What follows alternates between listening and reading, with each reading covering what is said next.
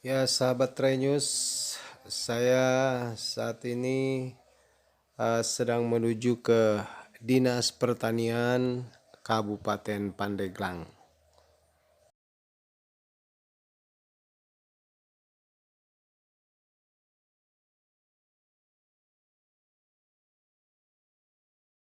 Saya sedang berada di Dinas Pertanian Kabupaten Pandeglang dan kita akan langsung masuk menuju ruangan Kabid Ketahanan Pangan Dinas Pertanian Kabupaten Pandeglang ya. Kita akan langsung berbincang-bincang dengan Bapak Iping selaku Kabid Ketahanan Pangan dan sejauh mana kesiapan para petani dan Dinas Pertanian melakukan percepatan panen padi dalam 1 tahun 4 kali panen.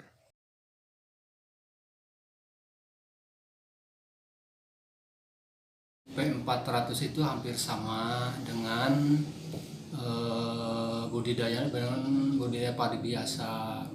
Cuman yang membedakan di sini dalam IP 400 kita tekankan petani itu bisa bertanam 4 kali dalam 1 tahun gitu kan. Nah, sehingga di sini harus ada perubahan paling pokok itu adalah perubahan perilaku dari para petani. Yang pertama misalnya dia itu harus menyiapkan benih yang berumur genjah.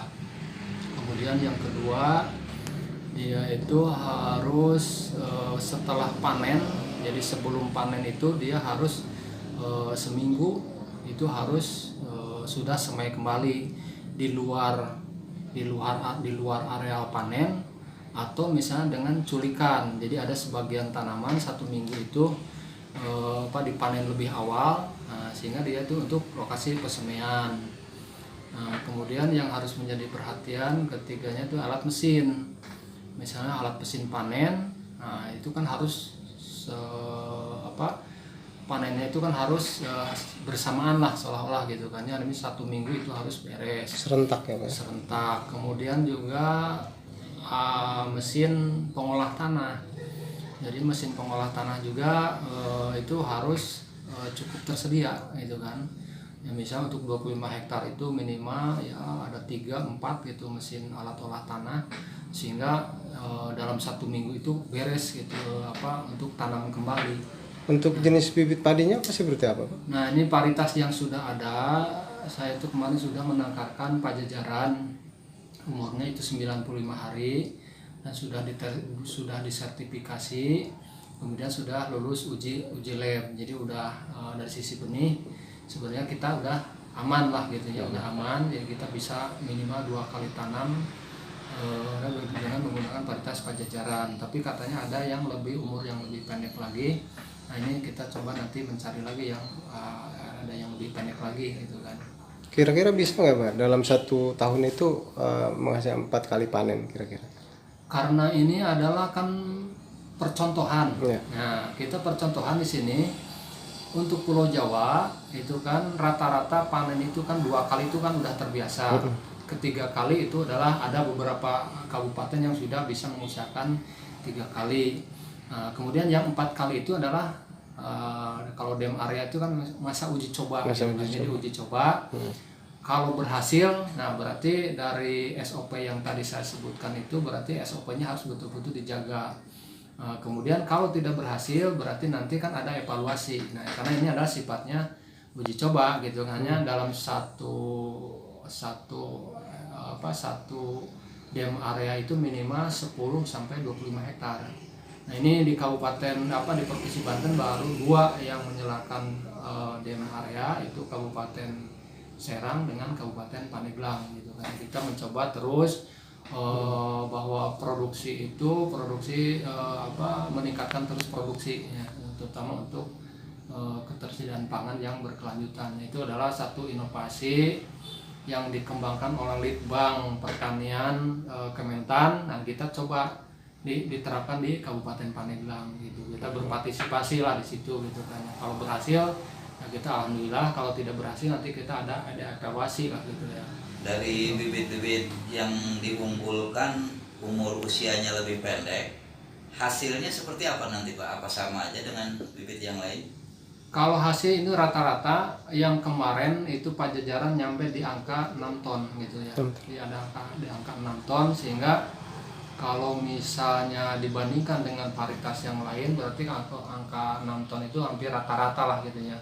Hampir rata-rata. Nanti kita coba lagi dengan saprodi yang lebih lengkap, karena kemarin itu kan yang panen yang pertama sifatnya swadaya. Nah, kita coba nanti pada tanam yang kedua sekarang kita fasilitasinya dikasih bantuan dari pusat. Nah, kita coba dibina kembali gitu kan, apakah bisa melebihi gitu kan ya. Nah, itu. Kalau kesiapan para petani sendiri Pak untuk 4 kali ini Pak? Nah, sehingga ini kuncinya memang satu adalah koordinasi dengan para petani yang ada di dalam satu hamparan itu gitu kan.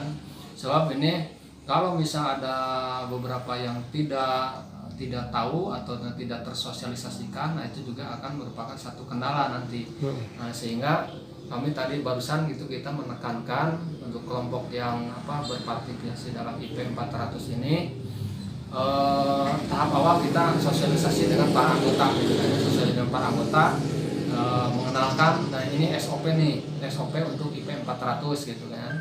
Kita coba sosialisasikan. Nah, nanti secara berkelanjutan ini karena dipantau. Jadi ada yang terlibat di sini adalah dari BPSB terlibat, kemudian instansi yang lain misalnya BPTP juga terlibat, kemudian BPTPH dari hama penyakit juga terlibat. Jadi semua yang mendukung kesuksesan ke IP 400 instansi lain kita coba dirangkum di situ gitu kan.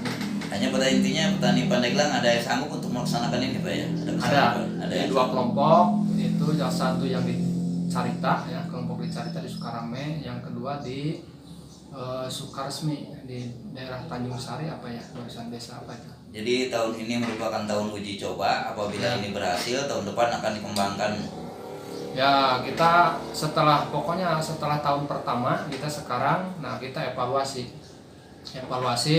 sebab yang namanya uji coba itu kendalanya banyak gitu ya. Kendalanya pasti saya yakin itu terutama kesiapan daripada SDM petani kita Pak. Dan keduanya mungkin yang 4 tahun panen ini harus irigasinya benar-benar terukur Pak ya. Irigasinya paling tidak sumber air harus ada. Ya, sumber air harus ada. Tadi yang di Sukaresmi itu sebenarnya dia hanya punya sumber air. Jadi biasanya musim ketiganya itu dia adalah pompanisasi gitu kan. Musim ketiganya pompanisasi, tapi respon petaninya cukup baik. Mereka respon. Nah, kemudian kita fasilitasi gitu kan. Yang penting kan ada keinginan dulu petani gitu kan.